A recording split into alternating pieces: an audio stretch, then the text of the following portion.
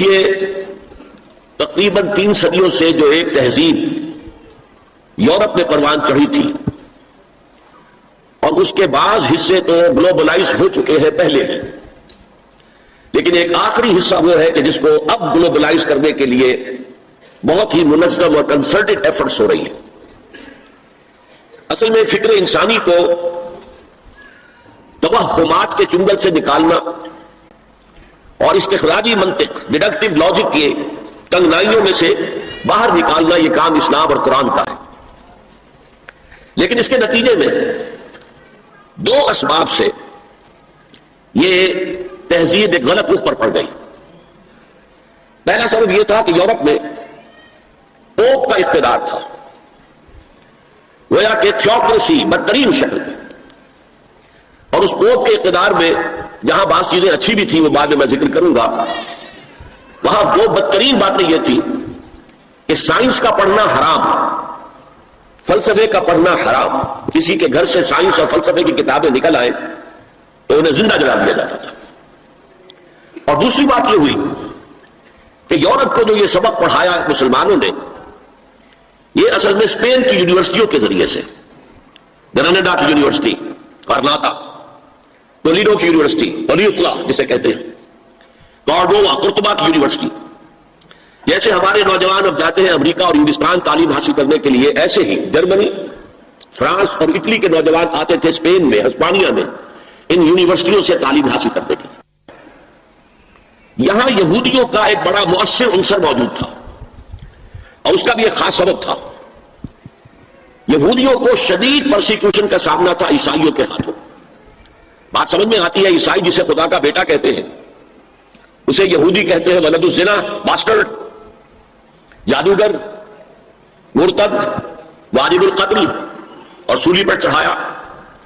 تو ظاہر ہے کہ اس قدر فرق ہے، اتنا تضاد ہے کہ بات سمجھ میں آتی ہے کہ سن 300 عیسوی میں جب کانسٹنٹائن جو قیصر روم تھا اس نے عیسائیت اختیار کی اور اس کے ساتھ پوری رومن امپائر عیسائی ہو گئی، تو اب عیسائیوں نے یہودیوں کے اوپر مظالم ڈھانے شروع کیے کہ تم ہمارے جسے ہم خدا کا بیٹا کہتے ہیں تم ان کے بارے میں یہ بات کرتے ہو، تم نے انہیں سولی پر چڑھایا۔ بدترین پرسیکیوشن پورے یورپ میں، ان کے گھیٹوز علیحدہ ہوتے تھے، شہروں میں آباد ہونے کی اجازت نہیں تھی۔ شہر میں ضرورت کے لیے آنے کے لیے وقت مقرر تھا کہ آپ فلاں سے فلاں وقت تک آ سکتے ہیں، کوئی سودا خریدنا ہو آ جائے، اللہ اللہ خیر صلی اللہ۔ اور یہ جو پرسیکیوشن ہے یہ اسپین میں شدید ترین تھی، تو یہ بہت سخت عیسائی حکومت تھی ہسپانیہ میں۔ انہوں نے ایک بہت ہوشیار حکمت عملی اختیار کی کہ جب طارق ابن زیاد ہسپانیہ پر حملہ آور ہوئے تو انہوں نے ان کی مدد کی، انہیں راستے بتائے۔ ظاہر بات ہے کہ ان کے لیے یہ ساری انجانی دنیا تھی، انہیں راستے بتائے، ان کی مدد کی۔ نتیجہ یہ ہوا کہ ہسپانیہ میں جب مسلمانوں کی حکومت مستحکم ہوئی تو یہودیوں کو ایک بار پھر تاریخ میں وہ مقام حاصل ہو گیا جو انہیں کبھی حضرت یوسف علیہ السلام کے زمانے میں مصر میں حاصل ہوا تھا۔ مصر میں وہ پیرزادے بن گئے تھے اس لیے کہ مصر کا بادشاہ حضرت یوسف کا عقیدت مند ہو گیا تھا۔ یہی حال یہاں ہوا۔ چنانچہ یہ بات لکھی ہے بن گوریون نے، جو پہلا وزیر اعظم تھا اسرائیل کا، that the golden era of our diaspora was Muslim Spain۔ یہ مسلم ہسپانیہ جو ہے یہ ہمارے دور انتشار کا عہد زرین ہے۔ یہ دور انتشار ان کا شروع ہوا تھا سن 70 عیسوی میں، جب ٹائٹس رومی نے یروشلم میں ایک دن میں 1,33,000 یہودیوں کو قتل کیا تھا۔ انہوں نے جو ہیکل سلیمانی دوسری مرتبہ بنایا تھا جسے سیکنڈ ٹیمپل کہتے تھے، اسے منہدم کیا، ختم کیا، اور انہیں فلسطین سے باہر نکال دیا۔ اب جہاں سنگ سمائے چلے جاؤ، یہاں تمہارے رہنے کا کوئی امکان نہیں۔ تو یورپ میں چلے گئے، ایشیا میں آ گئے، افریقہ میں چلے گئے، اس کو وہ کہتے ہیں ڈایاسپورا، ہمارا دور انتشار۔ تو اس دور انتشار کا عہد زرعی مسلم اسپین ہے۔ اب وہاں انہوں نے جو انہیں حیثیت، ایک وقت میں وہاں ہسپانیہ میں مسلمانوں کی حکومت میں بنو امیہ کی حکومت تھی، وزیر اعظم بھی یہودی تھا، اتنی انہیں حیثیت حاصل۔ انہوں نے جو 2 سبق اسلام پڑھا رہا تھا ان نوجوانوں کو کہ جو جرمنی سے، فرانس سے اور اٹلی سے آ رہے تھے، ایک حریت، آزادی، کوئی انسان دوسرے انسان کا محکوم نہ ہو، کوئی قوم دوسری قوم کی محکوم نہ ہو، انسان کو حق حاصل ہو حکمرانوں کو چیلنج کرنے کا، ان سے جواب طلبی کا۔ یہ سبق جو خلافت راشدہ نے دنیا کو پہلی دفعہ دیا تھا، انہوں نے اس میں مزید مرچ مسالہ لگایا کہ یہ حریت، آزادی، مادر پدر آزادی، خدا سے آزادی، شریعت سے آزادی، اخلاقی اصولوں سے آزادی۔ نمبر دو، جو اسلام نے سبق دیا تھا مساوات کا، کہ تمام انسان پیدائشی طور پر برابر ہیں، گورے ہو، کالے ہو، پیلے ہو، لال ہو، کسی رنگ کے ہو، کسی نسل کے ہو، کسی علاقے میں رہتے ہو، کسی ناک نقشے کے ہو، اور مرد ہو یا عورت ہو، پیدائشی طور پر سب برابر ہیں، ان میں کوئی فرق نہیں۔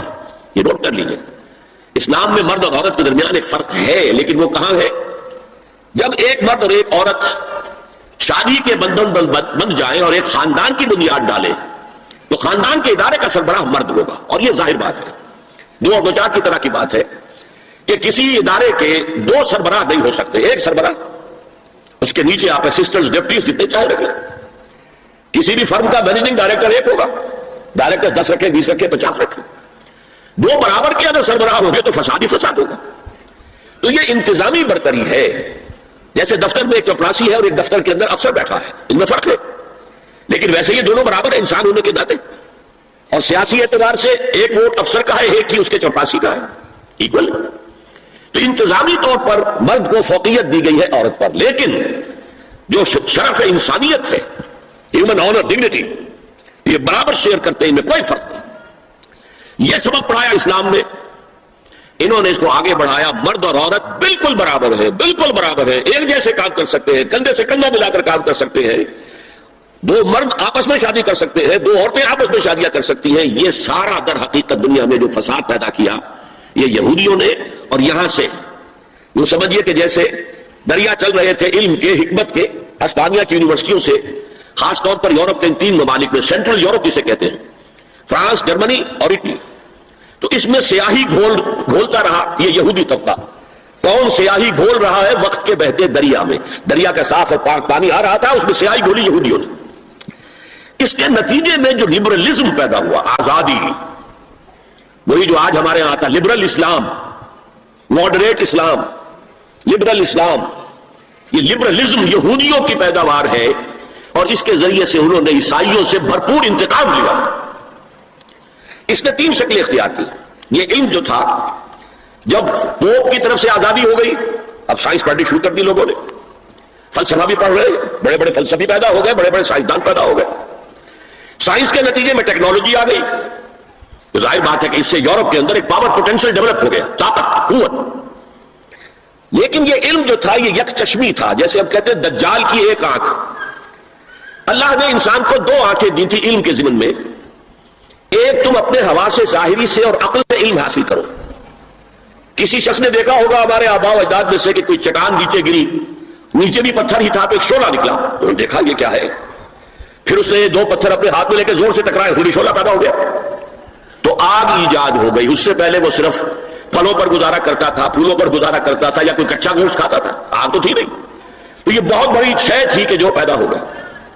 پھر آگ کے بعد کبھی کسی نے دیکھا کہ ہانڈی چڑھی ہوئی ہے چولہے پر، اور وہ اس کا ڈھکنا ہل رہا ہے، کون ہلا رہا ہے؟ کوئی جن ہے، بھوت ہے، کون ہے؟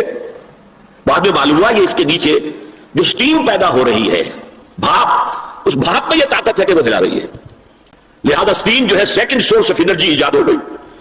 اب وہ سٹیم انجنز بن گئے، ریلیں چلنے لگی، دوڑنے لگی۔